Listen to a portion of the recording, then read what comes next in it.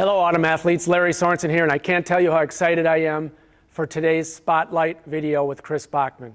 I am truly confident you will find her inspiring, and you will be able to take something from her fitness journey and incorporate it into yours. I had a chance to sit down with her last week and find out what makes her an Autumn athlete that's not done yet. So let's check it out. Dive right in and tell our audience a little bit of your bio basics, as I like to call it. My name is Kris Bachman. I'm 41 years old. I'm a wife, mom of 3. I'm 5'5", 125 pounds. I have a master's degree in nursing. I spent most of my nursing career in neurointensive care and organ donation, and also I'm a certified family nurse practitioner. But I've been home with my 3 kids for a while now and have found ways to kind of reinvent myself through starting a nonprofit and now starting a coaching business to help runners with their training plans and strength training as well. I want to take a step back right now to 2019 and let her tell you a little bit about some of the issues she had and how she's recovered and overcome those issues to continue pushing forward. So I'm going to back up a little bit before 2019. The year prior, 2018, I started running marathons again. The first marathon I ran was 10 years prior, and I swore I would never do it again, but somehow got that itch to just give it one more shot and managed to get a Boston qualifying time. And so my qualifying date was for the 2019 Boston. I had a friend who was raising money for her nonprofit, and it helped pediatric cancer. Her son passed away from pediatric cancer, and she asked if I would help her start a program that was helping moms get moving again. And that was super important to me. We called it Mother Runners, and we just wanted more moms to get out there and start moving. It didn't have to be a marathon. We just wanted them to get out there. So I was raising money for that campaign. So not only was Boston super meaningful, but it was also meaningful to help raise funds for pediatric cancer research. As I was training, I knew something wasn't right. You know, as runners, we're often in denial of our injuries. Absolutely. We run through a lot of pains and times, but I was like, I can just get through this race. And I didn't want to let everyone down. So I got to the race, and I distinctly remember it was raining that morning. We were already wet. Yep. Just at the starting line, I started running the race, and it about halfway through got super painful. As marathons are already painful enough, but then to have this injury kind of flare up pretty badly. I managed to finish the race, but had to go to the medical tent afterwards, which I've never been to a medical tent before in my life. Mm-hmm. It was interesting. Boston, you know, being a global race, there were people speaking all different languages. It was very chaotic. I couldn't get a hold of my spouse, so it was just, you know, one of those moments I'll never forget. But made it through all of that and went back to training again once I got through Boston and wanted to run a fall marathon. And I would go out for my long runs, and I'd get to about 15 miles and I just couldn't run anymore. What is wrong? Why can't I get past that? And I thought it was just mentally I couldn't do it. But I went and saw every specialist you can imagine. I saw sports medicine, I saw chiropractors, physical therapy, you name it. I saw everyone. And I would get better, but then I'd get worse again.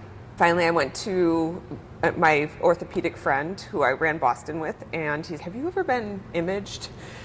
And so we went and did an MRI, and that's when they discovered that I had a stress fracture in my sacrum. Which is very rare. Of all the stress fractures, it's 1% of all of them. And he's like, no running for at least 12 weeks. And so I was devastated. Yeah. I was completely, my identity was wrapped around being a runner. Right. And so I didn't know how to not be a runner, even if it was just, in grand scheme of things, 3 months isn't that long, but when you do it every day, it is. Yes. Well, I'm like, what can I do? I need to stay active. That's who I am. That's what I do. And so he's like, well, you can swim. I'm like, I'm not a swimmer. Yeah. And so I went, I'm like, I'm going to swim. I'm going to figure this out. I can swim, but I don't know a stroke. And so I went to the pool, and I had all my stuff. And I just remember sitting in the car and just sobbing because I didn't want to do this. I was mad. I had so many emotions wrapped around this. But I had my 5-minute pity party, and then I got my my butt in the pool, and you know, it was painful. When you don't know how to swim, it's hard. But I showed up every day, just like I do. Like I, you know, took lessons. I went to master swim classes, and that's what I needed. And so once I got cleared to run again, then I'm like, okay, we need a different game plan moving forward. Because I'm not going to go down that road again because it was so awful. So that's when I hired a coach and started really, really diving into training. You know, it's really quite an accomplishment that very few runners ever even get to achieve, to go and participate in the Boston Marathon. And then not only to do that, but then to do it under the circumstances that you just described. So just take a quick look at this video once, and we'll come back and talk some more with Kris in a second. I just finished the Boston Marathon. That was the hardest race ever. It was so hard. When I did it, oh my God, it was so hard. I did it. I went ahead and hired a coach, and it was the best decision I ever made. He wasn't a typical running coach. He had a very kind of a different philosophy to running. Pushed me harder than I've ever been pushed before, but I'm someone that likes to be challenged. I look at it and I can be scared about a workout, but I also want to see what I can do and find my limits. And he also introduced a lot of strength training into my workout, more than I've ever done before. And I started lifting really heavy, doing big lifts. It was just such a different philosophy, but I loved it. That's when I felt like I was getting very dedicated at running and achieving and working toward goals. And so then this was all 2020 now, and so, you know, things got weird. Yeah, yep. But I had put so much work into training and wanted to do a fall marathon, and so I found a marathon in person, which was a challenge. Yep. But it was out in Utah. Okay. And so it was called the Antelope Island Marathon. It's on the biggest island on the Great Salt Lake. It was at about 5,000 feet elevation, and also had some monster hills, mountains to climb. So it was a hard race, but I took first place. Wow. Female. Congratulations. Thank you. That was another moment in my life, and no spectators. So I was all by myself, out on an island. Literally. Literally on an island by myself with, you know, like there's wild bison roaming. I once again just took my phone out and started filming the emotion because I wanted to remember it and capture it and feel the rawness, because it was like redemption. Yeah. After Boston and what I went through to get through that, and now I've never felt like I've worked harder for something in my life. And I just won a race. Who is that person? I don't quite know that person yet, but I'm really liking who she is, and I want to keep going. Now, at this point, you're feeling better. You know, there's hiccups here and there. I just knew that I had to stay on top of it and do all the little things right, which meant it was the mobility work. It was, you know, sometimes needing to see a chiropractor. It was having good recovery, having good nutrition, sleeping well, doing all the little things right if I wanted to continue on in the sport. Can you tell us maybe a little bit about what drove you as I don't know, maybe a youngster? You know, when did you get involved in fitness, and has it been a lifelong journey? I don't know. I'll just kind of let you tell us where it began. Yeah, sure. You know, I grew up being a total tomboy, always playing football with the boys, fishing with my dad, doing all of those kind of things. My dad was a stellar athlete. My dad wasn't one to like push me into all the sports. It was definitely driven by myself, but he was always there to support me in anything that I wanted to do.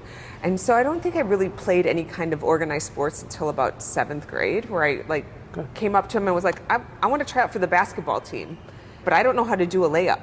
Sure. And so I went to tryouts for the first day, not knowing how to do a layup. And he's like, okay, well, let's go do layups. And so we did layups for hours. I played softball, you know, so it was us playing catch in the front yard. It was, you know, he was always the one that was there helping me, taking me to the batting cages, doing all of those things. Mm-hmm. And then I think it was in high school, you know, I was always on very good teams. I went to Franklin High School, always had great teams that went to state, did very well. And, you know, I just wasn't feeling like I loved the sports as much as I should, you know, for the amount of time that was taking to dedicate yourself to that. And I got into running my senior year.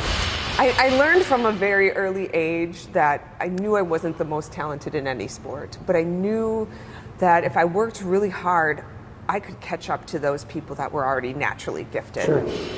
I always love the quote that says, hard work beats talent when talent doesn't work. Yeah. And I always keep that in my head, and I still think about that to this day. No, I'm not the most talented runner, but if I keep working hard, I can achieve great things. And so, you know, I just showed up to practice, and I did the workouts, and I trained hard, and I wanted to win. I'm a highly competitive person, and I wanted to win. I got asked to run for lacrosse, which is a D3 school. But didn't feel super confident in my abilities yet in running. I could have used a mentor, someone to kind of take me under their wing, and I didn't have that person to guide me a little bit more and make me feel reassured that I could do it. And so I continued running, just not through any kind of competitive level, not until much later. Is there anything specific that really drives you to keep pushing hard now? I still feel like I haven't found my limit. And that is my driver every single day. Like if I'm put on this earth, I want to find like, okay, this is it. Like you've pushed hard enough and you've done a lot of great work.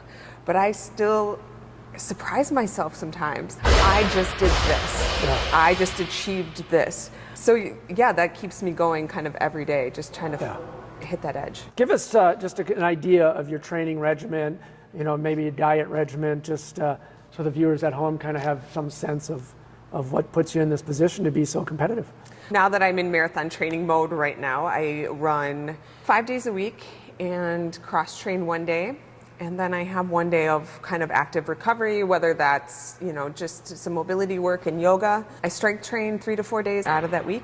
And, you know, my running regimen is a lot of easy days, a lot of easy pace, but there's always like 1 day of speed training. There's 1 day of a long run.